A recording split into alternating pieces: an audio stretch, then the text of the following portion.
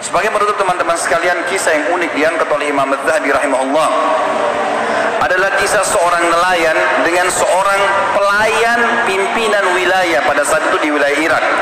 Orang ini teman-teman sekalian, dia seorang pelayan, dia seorang pembantu, tapi di seorang pejabat. Kemudian dia lewat di pinggir pantai, dia temukan ada seorang nelayan sedang mengambil ikan, menangkap ikan yang bagus, besar. Karena dia seorang pelayan tapi di tokoh masyarakat, dia anggap dirinya punya kedudukan.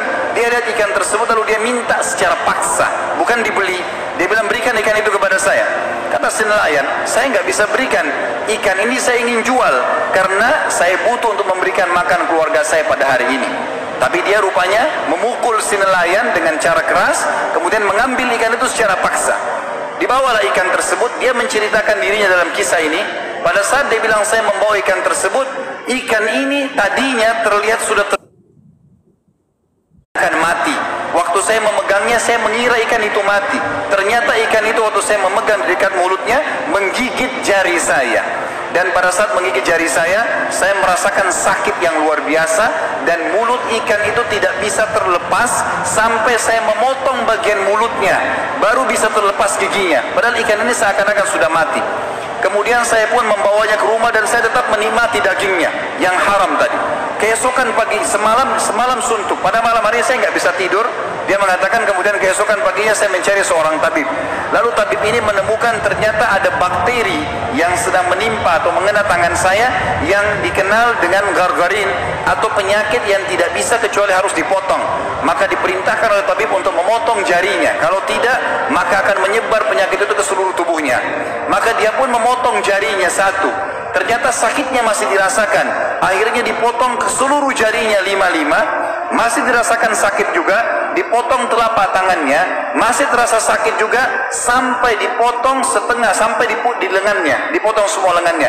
Itu pun dia masih mulai merasakan sakit ke seluruh tubuhnya, nggak bisa tidur, nggak bisa makan, nggak bisa duduk, nggak bisa buat apa-apa. Maka dia mendatangi seorang alim ulama yang dia tanyakan, bagaimana jalan keluarnya? Saya tertimpa seperti ini. Kata dia, apakah kamu tahu penyebab perbuatanmu? Apa yang membuat ini dalam hati kamu? Apa yang sedang tersirat di dalam hatimu?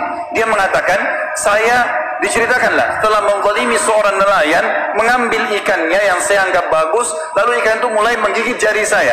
Semenjak itu saya merasakan sakit dan seluruh tubuh saya dipotong. Dia sampai tangan lengannya. Maka orang alim ini mengatakan, pergilah kepada nelayan tersebut, cari dan minta kehalalannya. Maka dikejarlah, dia cari seluruh penjuru kota, dikeliling, tidak ditemukan sampai 1 minggu. Setelah sepekan dia cari, ditemukan orang tersebut lagi di pinggir jalan menjual ikan. Maka dia tiba-tiba datang tersungkur di kaki dan mengatakan, Tuan, maafkan saya. Nelayan ini sudah lupa, tidak tahu siapa orang ini. Lalu dia mengatakan, siapa kamu? Dia bilang, saya si fulan yang berapa bulan yang lalu sempat mengambil ikanmu. Maka saya minta kehalalannya. Kata nelayan tersebut, memang kenapa? Dia bilang, ikan itu pada saat saya bawa pulang diceritakan menggigit tangan saya padahal sudah kelihatan mati. Dan akhirnya tubuh saya dipotong, sampai sekarang lengan saya dipotong. Dan sisa tubuh saya terasa sakit semuanya. Halalkanlah. Maka nelayan tersebut menangis karena hatinya lunak, mengatakan, saya sudah memaafkanmu. Kata orang ini, begitu dia mengucapkan saya memaafkanmu, tiba-tiba seluruh sakitnya hilang. Bahkan kata orang-orang yang ada di sekitarnya, andai saja pertama kau digigit ikan nelayan tersebut, kau kembali kepadanya dan mengembalikan ikan tersebut, maka anggota tubuhmu tidak akan dipotong. Akhirnya dia pun bertanya kepada nelayan ini, mengatakan sebagai penutup kisah kita, apakah kau sempat mendoakan sesuatu keburukan untukku pada saat saya mengambil ikanmu? Dia mengatakan, iya. Saya mengatakan, wahai zat yang telah menjadikan rezekiku hari ini ikan itu, dia telah mengambil secara zalim, maka hukumlah dengan caramu. Maka Allah subhanahu wa ta'ala pun menghukum dengan cara ini. Saudaraku seiman, kita manusia lemah, tidak punya apa-apa. Jangan pernah menikmati dan mengambil hak orang lain. Cukupkanlah dengan rezeki yang telah Allah berikan kepada kita. Jadilah orang-orang yang patuh kepada Sang Pencipta, karena Allah selalu mengawasi kita. Tidak ada orang yang bisa selamat dari hukuman Sang Pencipta Allah.